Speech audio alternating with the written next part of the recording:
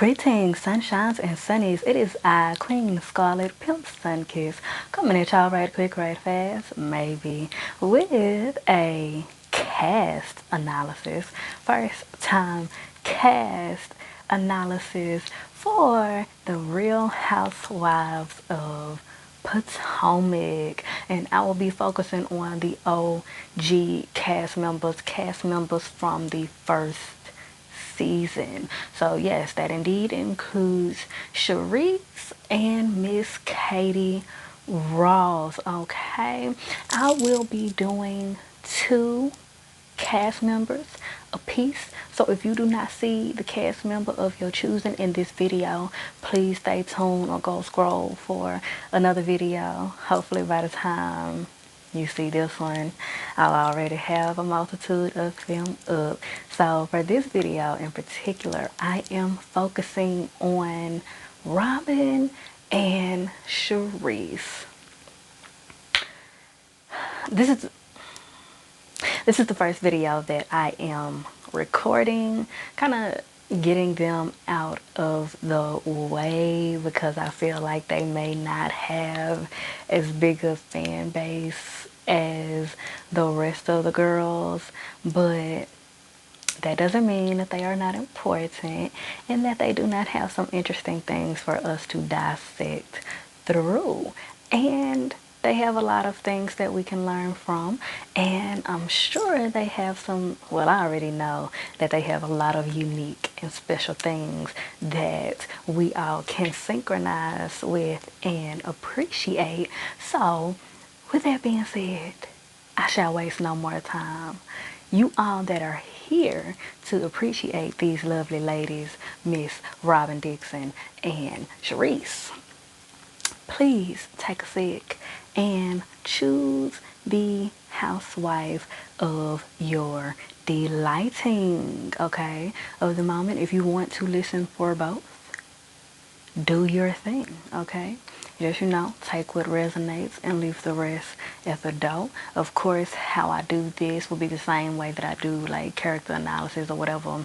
I'm going to pick out things straight off of their energy and just things about them that, you know what I'm saying, we dissect through and learn from. And then there will also be cards that I pull that will be associated with exactly how you all synchronize with the person that you chose, and give you some insight off of why you are drawn to them for one reason or another, whether it's good feelings or bad feelings that you have about the character. Why do they catch your attention? Why are you here? Okay, I can show you better than I can tell you if you don't already know. So like I said, let's get into choose between Robyn and Charisse. Robyn and Charisse. I am going to do Miss Charisse first. So if you chose Charisse, you shall be in group 1. All right, group 1, you all chose Miss Charisse Jordan. I think that's still her, Charisse Jackson. Okay, her name is now Charisse Jackson. That is her maiden name. I don't think she's gotten remarried or nothing, okay? But in season 1, we know that she was still married, living in a separate home, a separate state from her coach husband, ex-husband now, Eddie Jackson. Charisse was born July 16th, 1965 in Somerset Franklin Township, New Jersey. Okay. July 16th, that makes her a Cancer, and that explains a lot for me. Very empathic, yet kind of sort of lacking in emotional awareness. At least in first season, she by my perspective lacked in social and emotional awareness a lot of the time. Like, she would feel a lot but struggle to put words to it, which can indeed come from, like, a lack of social or emotional, what's wrong with my words, emotional, she can't put words to a child, but can stem from emotional unawareness and emotional unintelligence to an extent. And that's not an insult, it's just an observation, something to be worked on, something to be thought about, whether you inside or outside of her life, child, because we all have been there and we all have our moments. And like I said, it's also understandable that she would be in a vibe like that, to be feeling a lot and not really know how to put words to it or how to express that properly, being the fact that she was going through a lot with her husband at the time and was on the brink of a divorce that eventually happened. So when you're in an ambiguous space in your life, then you may not have the most clear perspective on yourself or everybody else. Let's talk about the name Charisse. The name Charisse means beloved, grace. That's one of the things here. What they say? Or dear. It is a French name. And child, I feel like that fits Charisse as well. Whether people, saying, like her or not. I feel like one thing that you can't deny is that she does have kind of this watery type of essence. This very motherly, matriarchal type of vibe, one way or another, whether it's the one that'll put your face in her chest like, in my bosom, baby, it's gonna be okay, or the one that's like, close my god door, letting all the air out the house. I feel like Charisse can go either way, definitely with her carrying that Cancer energy. And I feel like we saw that too, especially on first episode, season 1, when Giselle was in her house acting a clown, honey, talking trash about her in her house, and Giselle walked upstairs and thought that she was fixing to be all friendly and fool-la-la and whatnot. Shout out to Funky Dineva. And Charisse saw her, honey, and by 5 seconds, you gonna be kicked up out my house. You and your company gonna be able to hit the door. Okay, so we've definitely seen it. Let's get into her cards. Let's get into her cards. So the first cards that I already have pre-pulled are focused on Charisse's best and worst characteristics on a soul level. Does Charisse have 3 cards? Yes, she does. Yes, she does have 3 cards, child. Ooh. So for when I asked, show me the best in Charisse, she has the Tantric Journey card. And I thought that this was so dope. Basically because I feel like, I don't know, just the vibe that I get off of Charisse whenever I do see her wherever she is, she comes and goes here and there when it comes to cameras. But the essence that I always get from her is that she is, at least now, that she's going through everything and whatnot, it's like she's able to take it all in. It's like she's able to just take in the environment, take in the moment, and just live and bask in it now, go with the flow type of things. It's like that's something that she's mastered and gotten better at, which makes sense given the fact that she's gotten this card. It lets me know that some speciality of her purpose here on this earth is to go through many journeys and many evolutions in life, and also to inspire others to not be afraid of change, which is so very interesting that I ended up pairing her with Robyn in this video, because it's kind of the opposite with Robyn. Robyn is a person who struggles with change.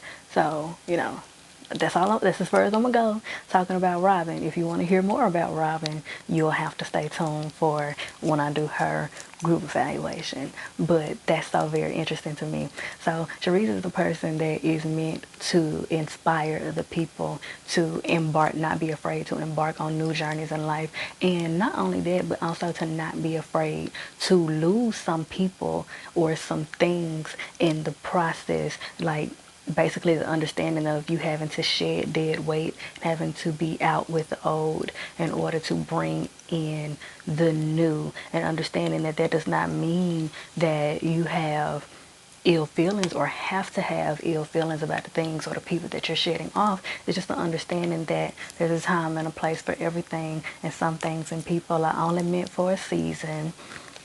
Let's get into her worser side. Shout out to Future. So these cards came out when I asked to be shown the worst in her. And everybody has their light and their dark side. So this is getting into her dark side, which would be some things that ultimately hold her back and probably play a part in why some people are triggered by her or don't like her. So she has the Spouse card in reverse, and she has the Queen of Wands card in reverse. And so what this gives me is that Miss Charisse does not give herself enough credit for how strong and independent she actually is in a natural manner. There are some codependency issues here for one reason or another. Now, we do understand that Charisse comes from an era and a generation of women who were more than likely taught and influenced to, get married, be a housewife, have kids, and that's the ultimate success of your life. Be a good wife, this, that, and the third.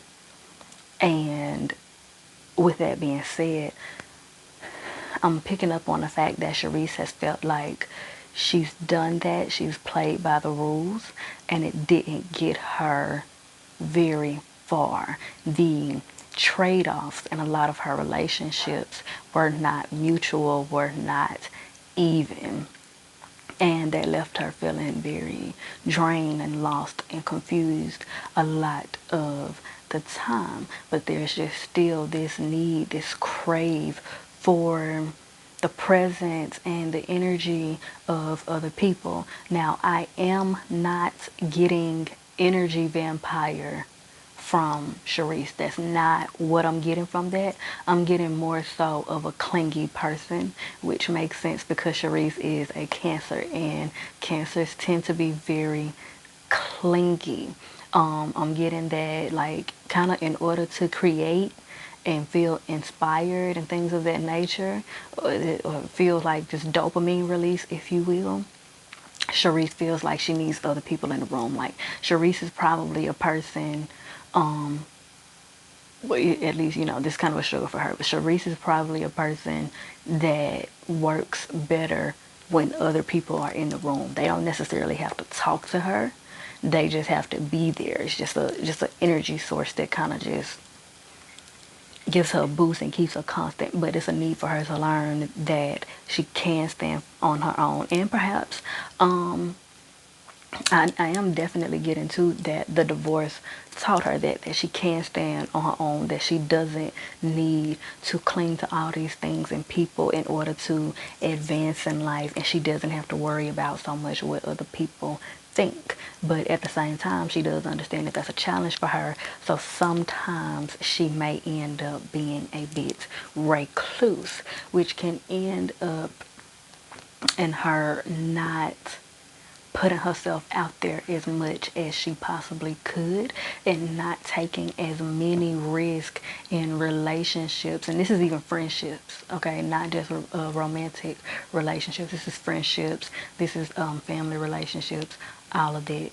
So it's like those types of feelings and fears of codependency and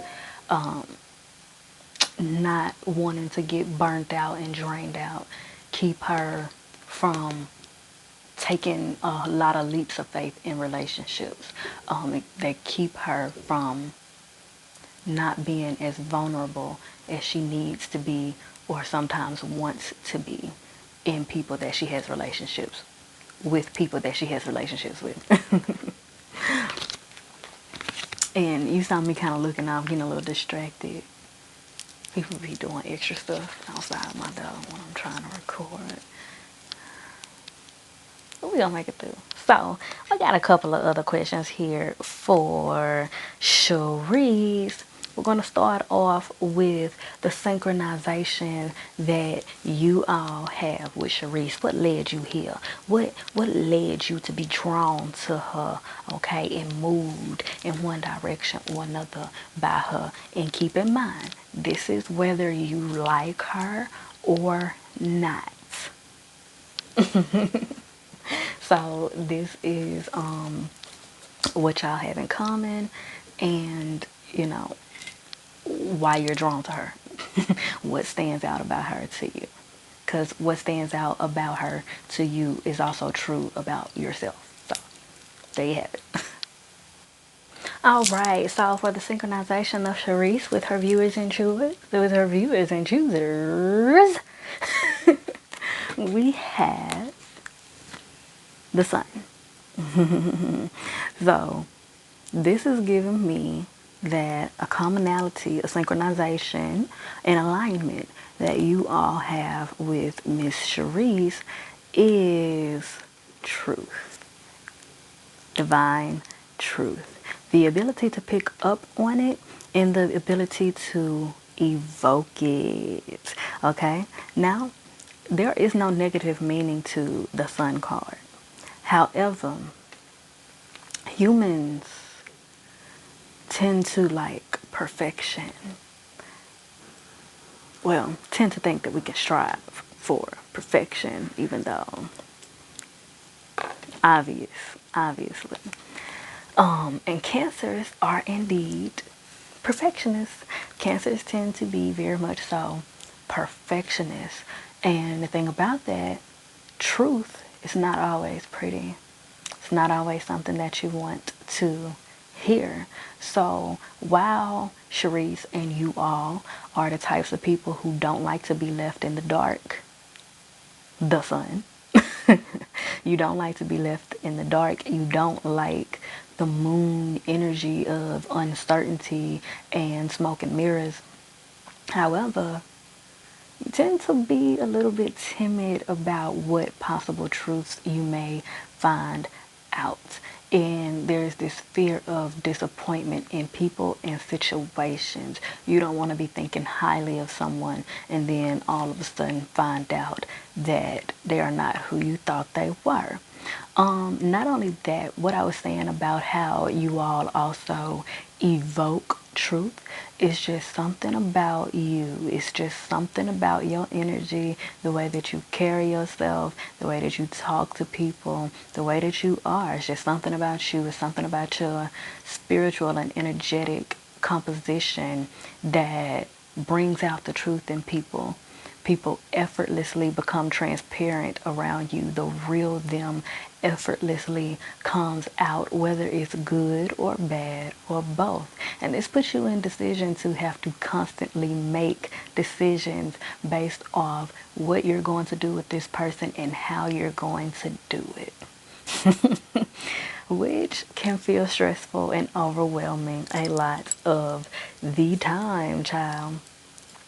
I think you all just have to trust and have faith That just rolled right in there. You all just have to trust and have faith in yourselves, and trust and have faith in your journey and in your processes. And I keep picking up on the fact that that's definitely something that Charisse learned the hard way, but eventually has gotten a great hold on to. Even though it's not perfect, it could always, it could always be better, but that's something that she has definitely had to grasp hold the wisdom of, is enjoying the process and allowing things to just play out how they are supposed to play out, and allow everything to fall into place how it may. Okay, which leads perfectly into growth from season 1. That's the next question that I'm gonna get into. What genuine growth has Charisse had since season 1? Okay, so we don't even have to stay there very long on this particular question segment, being the fact that I have already picked up on initially a lot of things that she had already learned since season 1. Howsoever, we got an extra little nugget here about what genuine growth she's had since season 1. And it does just add on and elaborate a little bit more. So the card that she has is Full Moon in Cancer, and it is a personal issue reaches solutions. So this piggybacks off of what I was saying about her having to grasp the fact that basically she can't control everything, and the things that are out of her control, she has to let go and let God and let just fall into place and work out how it may. And a grand thing that has come to her as far as wisdom from that situation is that God knows the best way. She really had to be humbled by the fact that while she, knows what's best for her, she don't know better than God about what's best for her. So it's a lot of situations where she had to drop her pride, and it was like pulling teeth. But in the end of the situation, she ended up realizing that God's way was best, and that ended up heightening her faith and heightening her relationship in a high vibrational way with God, with her divine realm. And I'm not exactly sure what her spiritual background, spiritual faith, choice, religion is, but I am just picking up on the fact that really those experiences and her getting to see the divine results of it really strengthen her relationship with God and strengthen her relationship with her higher self. It helps her release her grasp on pride, because that's really a bulk of what it was for her. So let's get into the final special question, and this will be like a fan-based question for Charisse. Just a little bit, a little taste, messy, just a little taste. So what I'm going to ask concerning Charisse is going to be surrounded by her, well, concerning her relationships and feelings with other women, not in a lesbian sense, but just literally like, is she the type of woman to like feel like other women are in competition with her, things of that nature? Is she a hater? Also, I was going to touch a little bit on the whole Monique situation. Just a little taste. Just a little taste.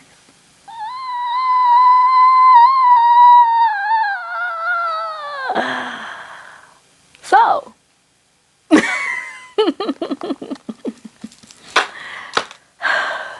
child, I got so daggone shocked and appalled by what I pulled out for the question that I asked. I end up making a mistake and turning off the recording for the other video, child, so I'm just gonna have to merge them together in the editor, and of course y'all will see that it's gonna be seamless for y'all, but I just had to get it out of my chest so I don't be thinking about it, because the ADHD be agging me. Anywho, back to our regularly scheduled programming. Okay, so the first card that I pulled is surrounding the Monique rumors situation. But before I reveal that, I am going to ask about, her relationships, her vibes with other women.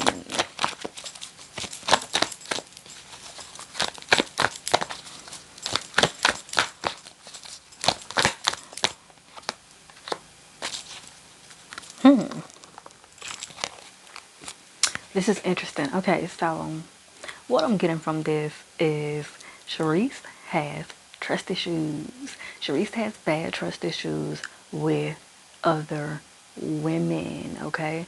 So what this is giving me is that Charisse kind of likes to stay out of the way. She doesn't befriend many, and this kind of goes back to what I was saying about her being very guarded and being very fearful about being vulnerable in relationships and allowing people in and really taking it to the next levels in relationships. Okay, so this can also lead to rather vindictive behavior. So this can be a thing of Charisse possibly being one to be a bit hyper vigilant, meaning that she is so intuitive that sometimes it gets in the way of understanding time and place and choosing your battles, and it can lead to taking a lot of things personal. So you can sense that something is off about a person, and something might be off about that person, but it might not be about you. And sometimes Charisse's perspective in that way can be a bit warped, and sometimes it's accurate, but her handling of it can end up being very vindictive if she takes it too personal, if you will. Okay. Um, and she won't too much say anything about it. She won't really address it. She may address it on the sly, and then she will do something that makes it very clear that you and I are not friends. Which leads me to the other question that I asked concerning the Monique situation. So, what I asked is, did Charisse start the rumor about Monique's marriage and the infidelity and all of that? Did Charisse start the rumors about infidelity and Monique's marriage? And I did the pull 3 times. And every time, the one and only card that came out is this one. You may recognize this card from the very beginning of her pull that lended to some of the worst that is in Charisse. This is literally one of the cards that was in the category of show me the worst in Charisse. And lo and behold, this card came out by itself 3 times when I asked, did Charisse start the rumors about Monique's marriage and there being infidelity involved and all of that? And this is what came out. And this is a yes. This is saying that Charisse indeed started the rumors, and it's based off Charisse feeling jaded, Charisse feeling betrayed in some type of way as it concerns Monique. But whatever would have you, whether Monique really did what Charisse felt like she did, I truly hate to say it, Charisse started the rumors. This came out 3 times, and it was in her show me the worst in her category. This is not a coincidence.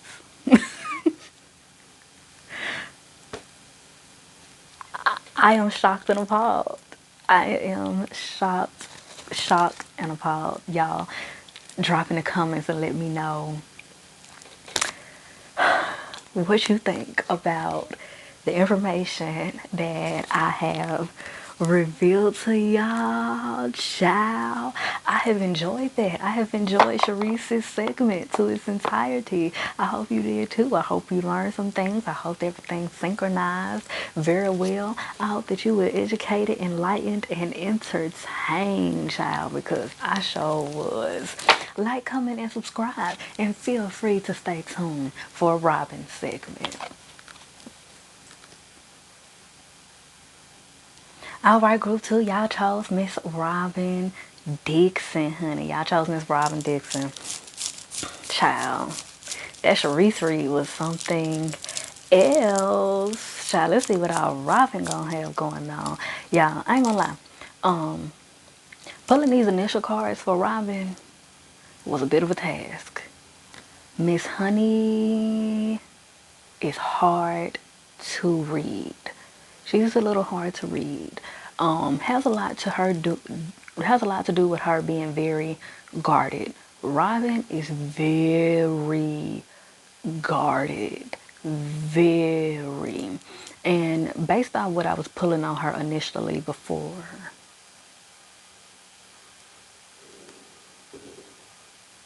okay, basically what I was getting off her when I was pulling cards before I started, recording and putting all this together. Robyn has been hurt a lot in her life, in more ways than one, by more people than just one. There's been a lot of betrayal, and I'm not gonna lie, I'm also picking up on violence. I'm not sure exactly in what types of ways, but there's been a lot of pain in Robyn's life. Definitely on the lines of betrayal and violation of boundaries. And as a result, she has a lot of built up anger and built up regrets, and does not let people in. I'm talking about it's a cinder block wall around her heart chakra. Okay, so let's get into her cards. Let's get into her cards, child. Okay, so before we get into her cards, we're going to talk a little bit about her name, Robyn. Well, we know that Robyn is a bird, little dainty bird. She kind of looked like a little bird too, little Tweety or something.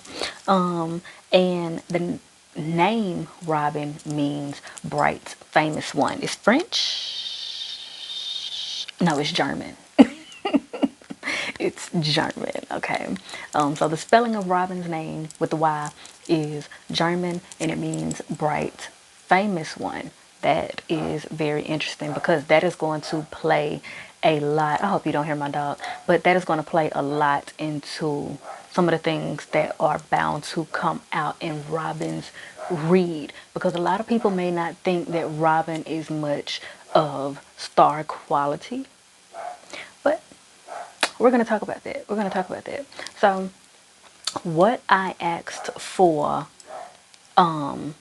first in my initial pulls, I asked for the best in Robyn, and I asked for the worst in Robyn. So I asked for the divine realm to show me the best in her on a soul level and to show me the worst in her on a soul level.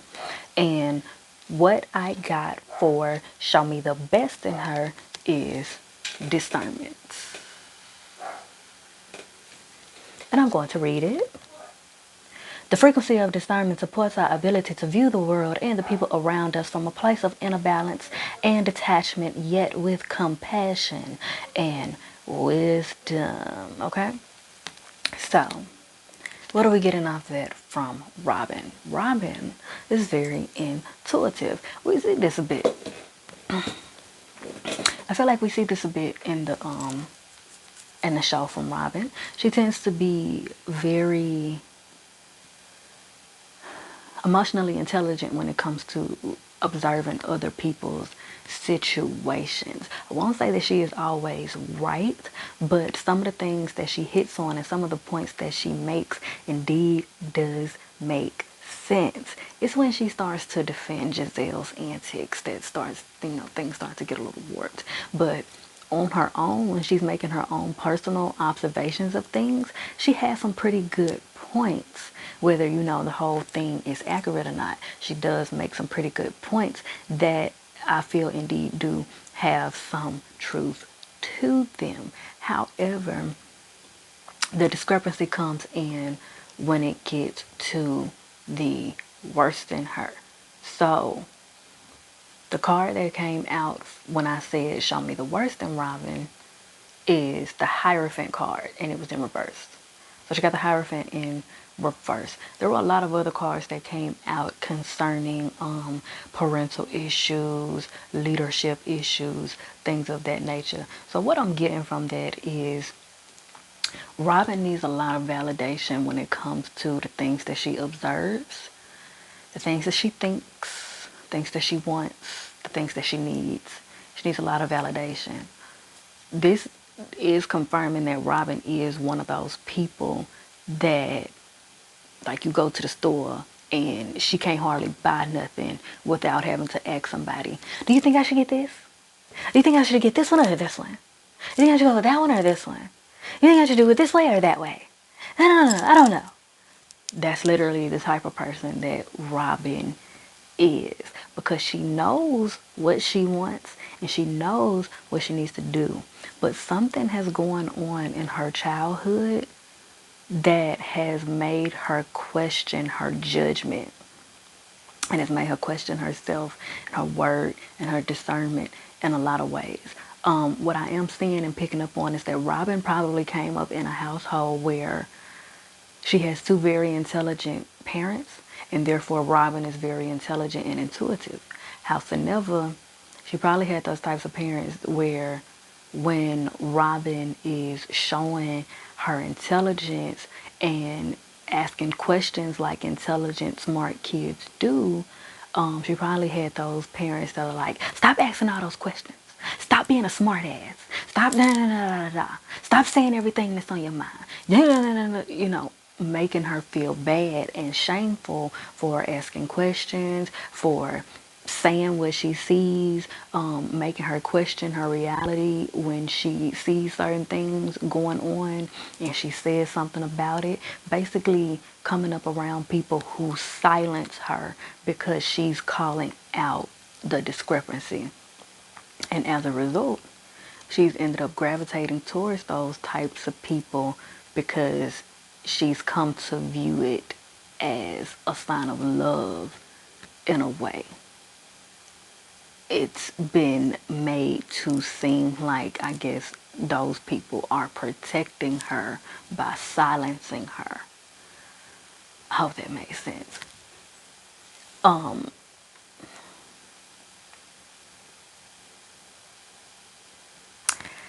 That makes me very sad for Robyn, actually. I'm not gonna lie. That makes me very sad for Robyn, because many of us say Robyn would be so much better and so much more palatable and digestible and likable if she would stand on her own. But we see her constantly seeming like a sidekick to Giselle. And this is literally like the type of dynamic and functionality that these cards are referring to. Her needing so much validation and feeling kind of like she needs somebody to hold her hand and talk her through everything and guide her through everything. And her way of showing loyalty to them is to not call out their bullshit. So let's get into some more cards for Robyn. Let's get into some more cards for Robyn. Before we move on, let me also touch on the fact that Robyn is an Aries. Her birthday is March 31st, 1979. So she's an Aries. We see those traits a little bit, but Robyn is a very unevolved Aries. And that's why, honestly, That's why she's so intuitive, because Aries are very intuitive. Aries are also very vocal about things, and so it does make sense as to if she came up in a household with people who are constantly trying to silence her and people who are constantly trying to get her to stop pointing out the bullshit, why she functions the way that she does in life now, and why she may be so kind of confused and have a warped perspective of herself. We saw in the previous season that she was talking about depression and things of that nature, and honestly it could come from that, a bunch of repressed and suppressed memories and emotions that are now bubbling up, but it's been so stuffed down and silenced so that she can't put a finger on it really, and she can't really like put words to it precisely how she needs to in order to break out of it, which could also explain her view of therapy, her having that view of therapy that it means that something's wrong with her, she needs to be fixed, because people probably made it seem like something was wrong with her based off the fact that, you know, that's what people like to do. People who want to live in delusion, they will turn around and make people who are very discerning and will point out their bullshit, as I keep saying. They will try to make those people seem crazy and stupid and like something is wrong with them. So that, you see where I'm going with that? I hope that makes sense. Like, people constantly making it seem like something is wrong with her for being intelligent and for being intuitive. And now, you know, she views therapy as a trigger because she feels like that means that something is wrong with her. Moving on. Okay, so this is Robyn's synchronizations with her viewers and choosers. So what this is going to be you all's commonalities with her, things that you can learn to her, things that you can learn from her, and things that give insight on why you are drawn to her, for better or worse. Basically, if you're drawn to her and you chose her because you don't like her, it's going to give you insight on that. If you're drawn to her because you like her, it's going to give you insight on that. Because it's giving insight on why she stands out to you and different characteristics that stand out about her for you. And understand that what you observe in other people is also true about yourself, one way or another. So we're going to figure out what it is and how you can use it, honey. Okay? Okay. So what we have here for the synchronizations of Robyn with you all, we have your dreams need a practical plan. This is full moon in Taurus. Your dreams need a practical plan.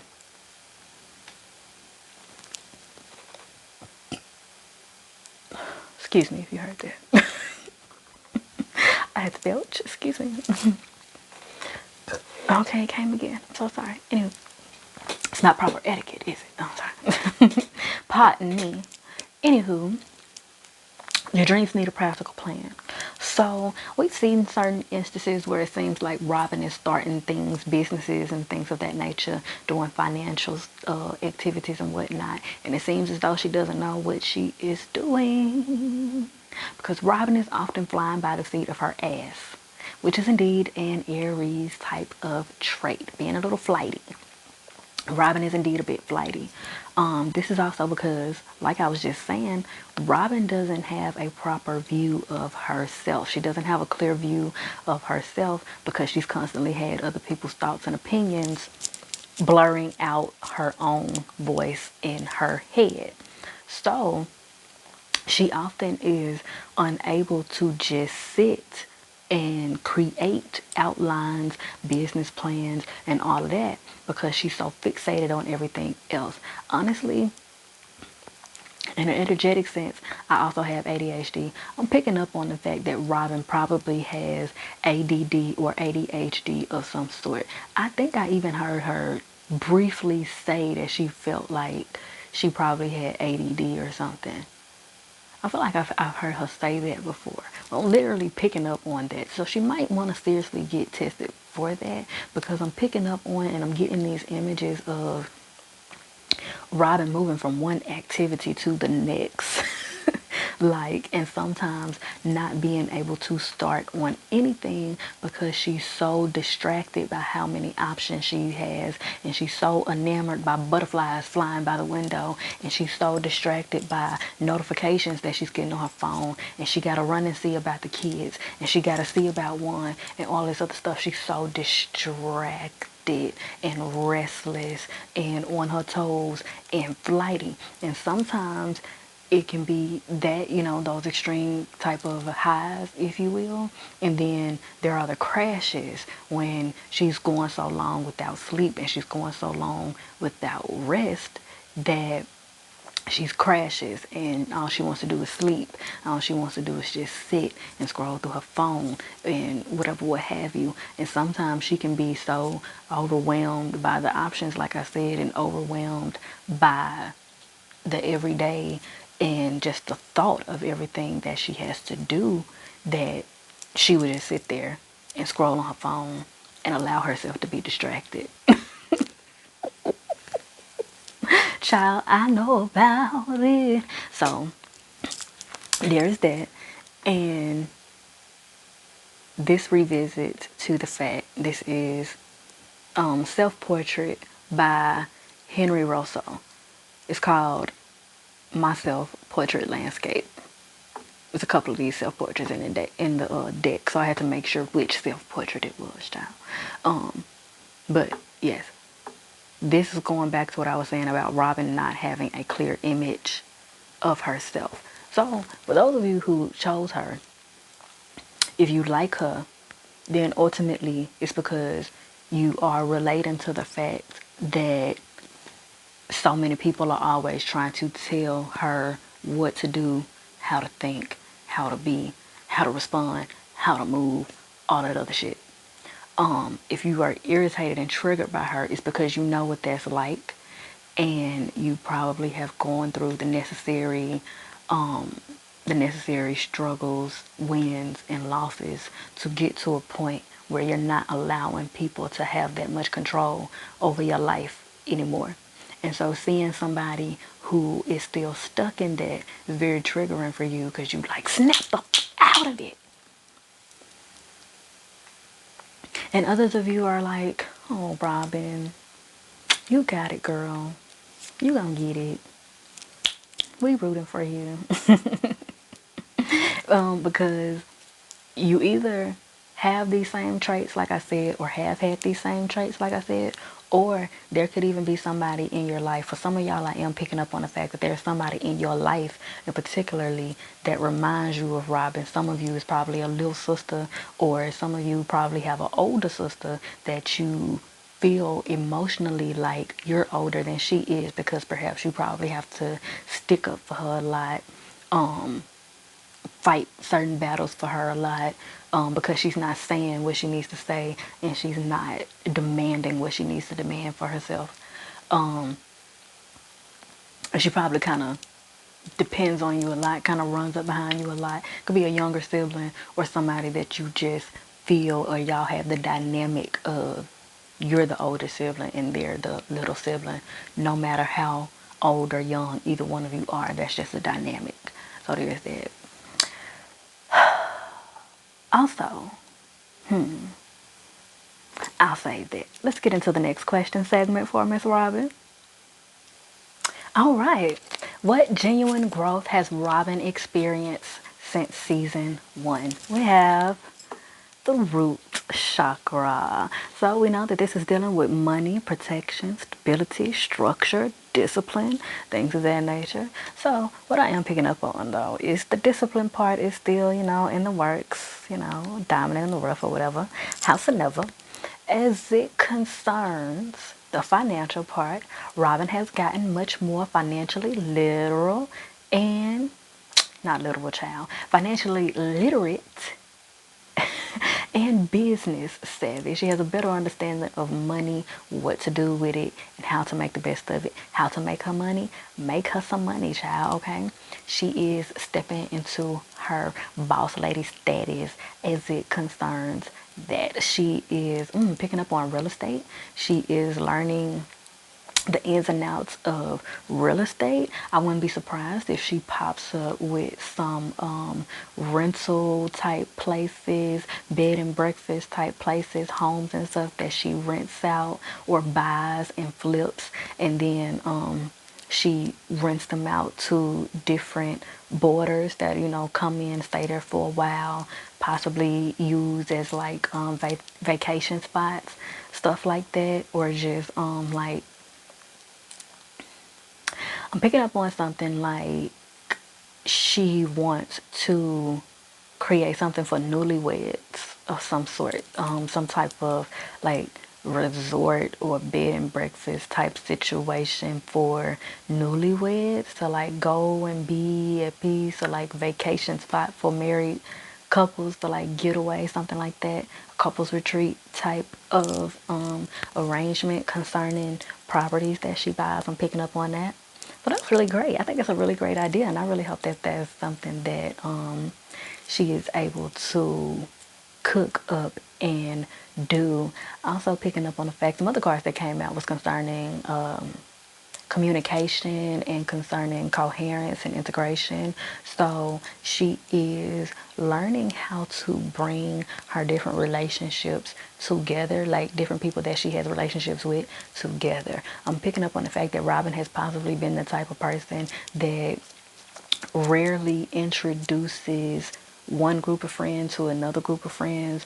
And she rarely introduces her man to certain friends that she has and things of that nature. But she's learning how to better bring everything together and seeing what works and letting things fall into place type shit, instead of living fragmented, if you will.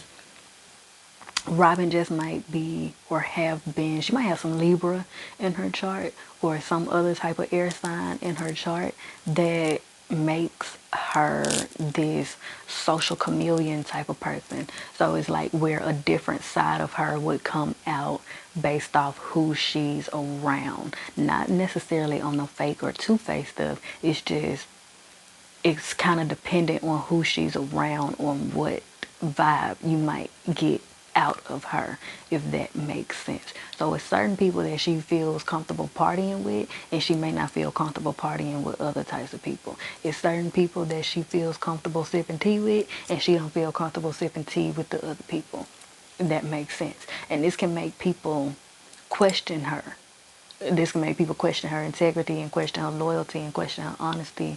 And that makes sense because it seems like you are not being whole with the people that you have relationships with. So that's something that she is starting to work on, and she's starting to learn about herself and how she can better be whole on her own.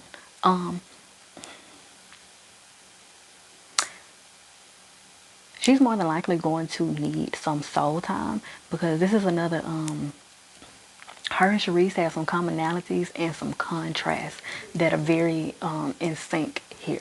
But one of the things is like basically in real life, they could learn a lot from each other. I'm not exactly sure if they are cool or anything at this point in real life, or if they be in contact, but it's really like based off what I've pulled and what I've come across in this reading, they could stand to learn a lot from each other, especially as it concerns their trust issues and how guarded both of them are, Robyn and Charisse, that is. Also, lessons that Charisse learned going through her divorce that Robyn has not had the opportunity to learn, because Robyn still stayed in the same house with her dude after they got a divorce. They didn't move, they didn't separate. They just filed papers and got the papers officiated and everything, but they never stopped living with each other. They never stopped, their regular routine. So they didn't ever have the opportunity or the time span to re-individualize themselves. And that's something that has benefited Charisse the most as it's come up in her reading. That's something that benefited her the most. And I feel like that's something that would greatly benefit Robyn in particular, especially being the fact that she has these warped views of herself and these unclear views of herself and what she wants out of life and what she needs out of life and what she wants and needs out of relationships. Season one,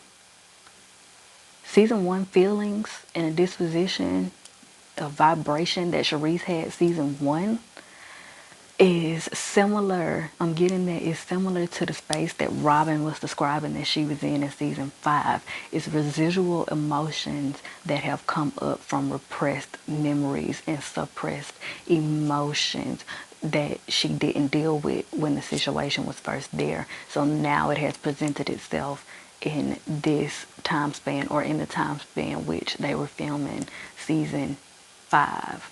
And it's definitely still some of those residual things there if she has not taken the time out to have individual soul time. And it doesn't even necessarily mean that she has to stop being friends with certain people or stop her relationship with one or anything. She just needs a break. She needs a vacation on some eat, pray, love type shit to just be by herself and learn herself. And that'll make her much stronger, much more productive, much more, like I said, not even just likable, but much more embraceable person.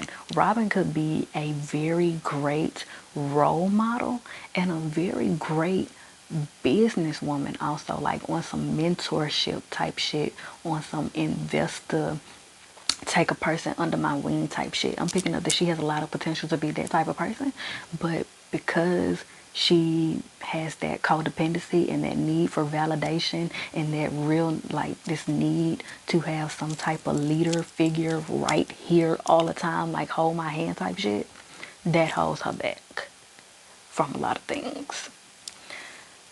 But that's all I have on that.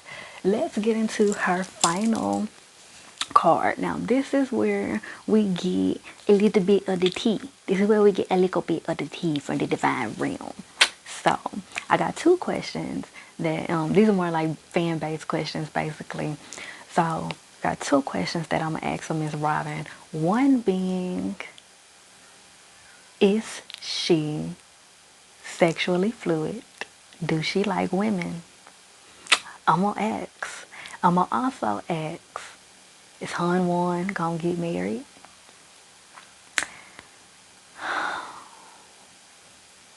There's one other question. I'm gonna see if I'm gonna ask it or not, but I'm gonna focus on those first. Okay, so for the first question, well, kind of the first question and a half, these two go together. So this is what I asked. Does Robyn have sexual identity issues? The answer is yes. But and child, don't judge my singing. I ain't warmed up or nothing. I ain't being serious. I ain't being serious right now. But the answer is yes, child. She does indeed have some sexual identity issues. What I'm picking up on though is that Robyn had a very sheltered life in a lot of ways. And so Robyn had a lot of rules when she was growing up. You can't do this, you can't do that, you gotta be here at this time, da da da da. Also, more than likely, her parents also kept her busy so that she wouldn't be getting into stuff, to try to keep her out of trouble, keep her away from boys, and, getting pregnant at a young age and stuff like that, trying to keep her out of trouble. So this also has a lot to do with basically, okay, let me put it like this. Her sexual identity issues stem from her personal identity issues because it was so much that she was unable to do and explore, and also being the fact that she has been with the same man since she was in high school, basically since she was a child. I think it's high school, but she's been with the same man since she was a child. So she doesn't have that much experience as it concerns relationships with people, socializing, going to parties, getting the experience of experiences of it all that help you gain wisdom and help you learn about yourself and learn about life. So it's a grand possibility that Robyn has a lot of thoughts, in which we're going to talk about that in a minute, that Robyn has had a lot of thoughts and fantasies about different things that she would try sexually and possibly romantically. So this gets into, also let me point out the fact that on this King of Swords card, this is lending to a very masculine authority figure that I'm picking up on here. So this is more than likely kind of sort of representing her daddy in a way. The man on this image is representing her daddy, which feeds into a imbalanced masculine energy that Robyn has, more than likely an overactive masculine energy. So, you know, when people are picking up on the fact that, oh, Robyn is a Liz, Robyn is butch and stuff like that, even though they're saying it being shady, that's what they're picking up on. They're picking up an overly active masculine energy off Robyn, which is likely influenced by having a strict father or some type of strict father figure, or even if her mother was the strict one, it's given that if her mother was the strict one, then it's given that her mother had an overtly masculine energy, which has influenced her to have an overt masculine energy. But what I really truly believe is that it's her daddy was the one that was like mad strict, and you know, the dynamics make it what it is. And so there's that. I asked, does she have romantic sexual feelings towards and about women? And here we have the Strength card. This is a yes, especially being the fact that this card does not have a negative meaning either. It just has expanded and alternative meanings, but it does not have a negative meaning. So this is basically a strong yes. It's just, it has not been explored. That's what it is. It's largely rooted in a lack of exploration. So there are wonders and feelings and fantasies there that have yet to be explored. But there's definitely some interest and some attraction that comes up. It's just, I can't say for sure that Robyn is bisexual or Robyn, like I can't label Robyn with any orientation label because Robyn is not sure of herself. And let me not say it like that. Robyn doesn't have a clear view of herself well enough to where, you know, any of this has really been explored to a point for anything to be solid, which makes sense because there was a card that came out in the midst of this reading. I didn't use it for filming, but it was a card that came out that said nothing is yet set in stone. And that's because Robyn is not yet set in stone in herself to be able to give certain answers, and for her divine realm to be able to give off certain answers too. That's why Robyn is so hard to read. That's why Robyn is a bit hard to read, because she doesn't have a clear view of herself. So there is that. Now I am and I hope that made sense too. So this is what is the truth about Robyn and Gizelle's relationship, their dynamic, and their connection. So this is what Gizelle represents to Robyn. This is the King of Pentacles. And if you all know, Gizelle is a Virgo. That is an earth sign, so that makes perfect sense. Robyn is, not Robyn, child. Gizelle aesthetically gives off a very feminine aesthetic, right? She gives off a very feminine optic. But the way Gizelle functions has that overtly, that overactive masculine energy. Gizelle functions in an overactive masculine energy, which is not uncommon for a single mother. Okay, so she often has to go, back and forth between masculine and feminine energy, trying to be there for her kids on her own. And that causes her to function in her masculine energy more than she should.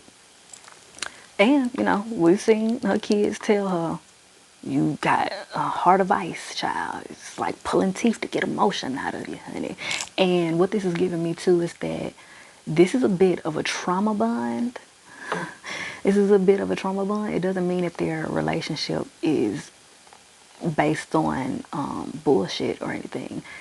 It just means that a large part of Giselle and Robyn's dynamic is a trauma bond because they both come from strict households with a strict father that influenced and impressed overactive masculine energy on them. And as a result, they are very male identified and tend to need a lot of validation from masculine ideas, masculine energy, and men in particular. Not only that, Giselle reminds Robyn of her daddy in certain ways. And this draws Robyn to her, makes her feel very protective of her, makes her feel very adorned by her, if you will.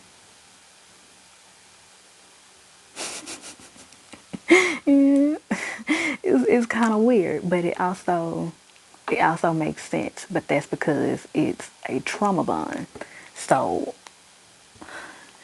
they relate to each other based off similar traumatic experiences that they have experienced. That's why they cling to each other so. And honestly, not saying that they fuck around or that they ever will, but this is what leaves that door open for where the relationship can cross boundaries because there kind of are none. Because they weren't taught boundaries or balance growing up. Everything is one or the other. Everything is up or down. Everything is good or bad. So, I hope that made sense. So, basically, I ain't gonna lie, child. Basically, the truth about Giselle and Robyn's relationship is Robyn is kind of Giselle's son in a way. It is kind of a lap dog master-esque relationship. I hate to say that like that, but that is kind of what is given. I really wanted better things to come out. There were some great things that came out. It's just that Robyn is very uninvolved right now, and she has a lot of work to do in order to access her full potential. But she is literally right there at it. She's right there at it. It literally takes a vacation on some eat, pray, love type shit. So, y'all, I hope that helped. I hope y'all enjoyed. And wait, no, I got like two more questions I want to ask. I got like two more. Hold up. Y'all, this is very interesting. So, here's what I asked. What is the truth about Robyn and Juan's relationship? They got the same card that she and Giselle got. And what this is giving me again is trauma bond. We know that Robyn's family took Juan in. Also, he has a lot of family trauma and such. Lost his parents. Lost his parents in a very tragic manner. And has faced a lot of tragedies. Like I said, he got taken in by Robyn's family. This is a trauma bond. Juan reminds Robyn of her father as well. Picking up on the fact that Robyn's parents made her very responsible for their emotions in one way or another. And so Robyn has this kind of savior complex in a way of feeling a need to pick up wounded dogs And I'm not trying to call him a wounded dog, but when she sees people are in pain, she feels like she's supposed to save them. She's supposed to protect them. And this is because she knows what it's like to not be protected. This is a relationship of convenience, such as on the levels of it's easier to pay bills with two people than it is one, which would also explain why they did not physically separate when they got the divorce. They still stayed together in the same house because it was convenient to keep the bills paid. It was convenient to still keep the lifestyle up that they had going. So there's that.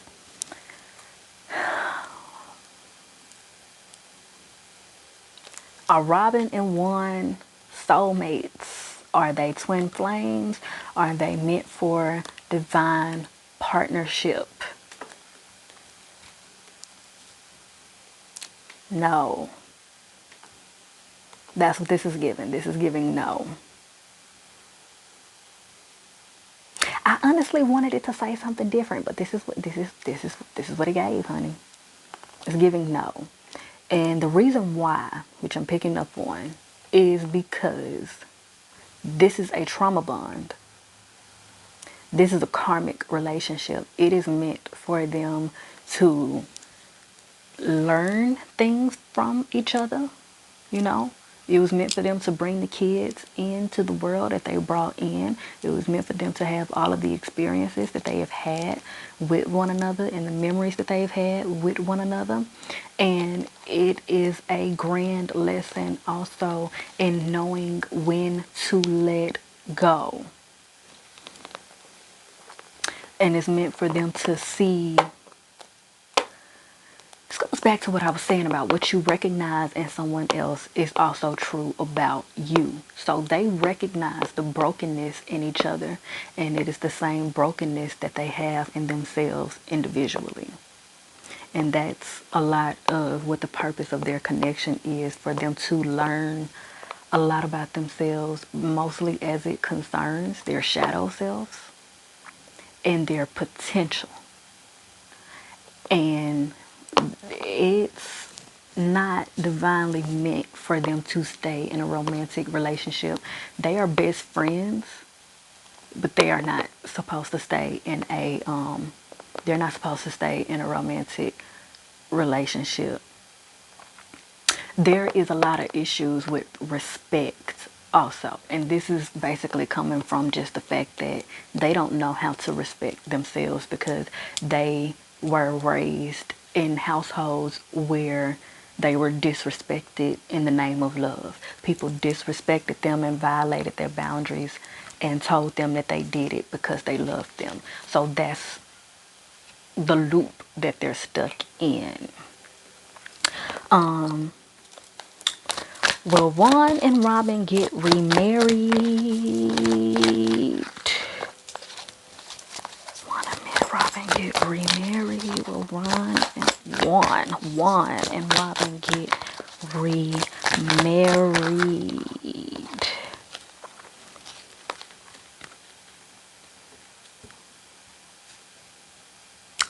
Likely not. This Five of Cups in reverse. Likely not. It's a chance that they could, and it could get annulled, like it is not going to last long, or they're not going to make it down the aisle at all, because there's a lot of repressed and emotion. There's a lot of repressed emotions and repressed memories and suppressed emotions, and that I've literally been saying that for the entirety of Robyn's reading. I've been saying repressed memories and suppressed emotions, and both of them have that. And coincidentally, both of them have those memories and emotions boiling up at the same exact time. And it's gonna boil to a point where they have to separate. One way or another, they have to separate in order to keep from self-destructing one way or another. For the final question, how does Juan feel about Michael all the way down on a soul level? This is also inclusive of like the gay comments and stuff like that. This is not how he feels about him on a romantic level or on a sexual level. This is just how he feels about Michael and all of that to its entirety. So how does Juan feel about Michael? Well, here we have the strength card. So Juan admires Michael a lot. And it is probably concerning the fact on like a business level, a monetary level, the fact that Michael owns things, has a lot of money, has, the trophy wife, all of that type stuff. And Michael comes off as easygoing, a good time, shit like that. And Michael also shows Juan a lot of admiration, and Juan loves the admiration. Juan, I'm picking up on the fact that Juan did not receive a whole lot of a whole lot of compliments growing up. He did not receive a whole lot of praise and appreciation growing up. So he likes to take it wherever he can get it. This also feeds into the fact of him not really liking for people to say negative things about him. This also feeds into the fact of him not really being able to handle criticism because it's so triggering to the fact that he's experienced a lot of criticism growing up. So when he started to get praise and he started to get compliments, that's all he wants because he's been so deprived of it. He wants just loads and loads and loads and loads and loads of praise, praise, praise, attention, admiration, admiration, admiration. So that indeed draws him to Michael, and this is more than likely something that him and Michael have in common, whereas it's kind of a mutual benefit. Juan admires him and he admires Juan, and they just boost each other's head up with dopamine and compliments and all that shit. And I'm gonna go ahead and ask, since I opened up a can of worms and I know people's gonna be wondering and whatnot, I'm gonna go ahead and ask, is Juan sexually fluid?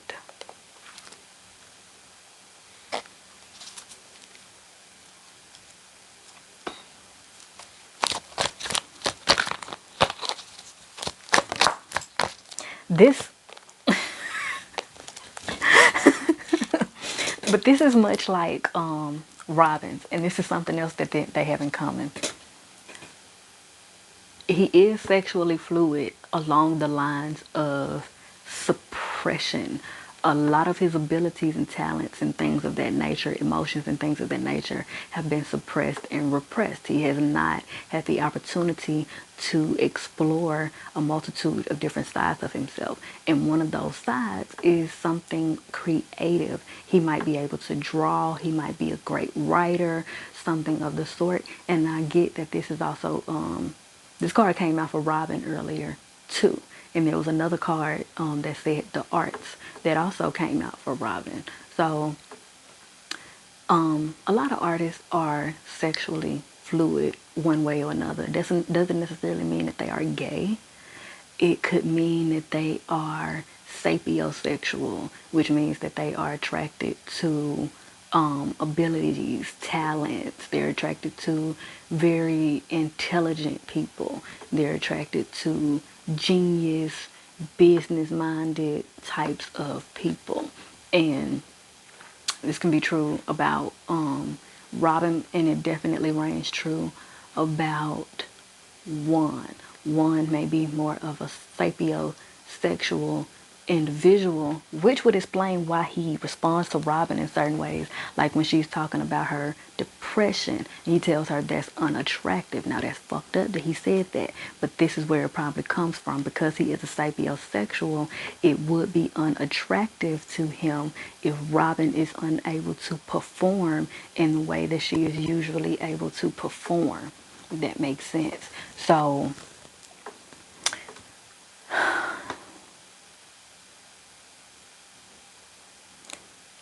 I don't think that, based off this,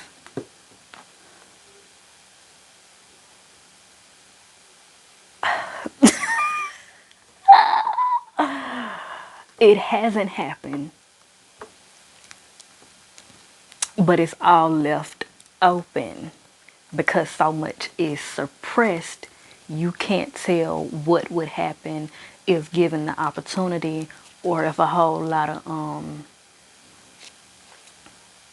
encouragement is laid on. And I'm gonna leave it at that. So I hope you all enjoyed this reading. I hope you all enjoyed this video. I hope that you all will like, comment, and subscribe, and return for other cast readings. Now, if you want some more information on the husbands, on this Juan and Michael type situation, I will be doing videos that focus on the husbands also. So stay tuned, come back through, like, comment, subscribe, share, and I hope you all have been enlightened, educated, and entertained, and I hope to see you again soon. Peace.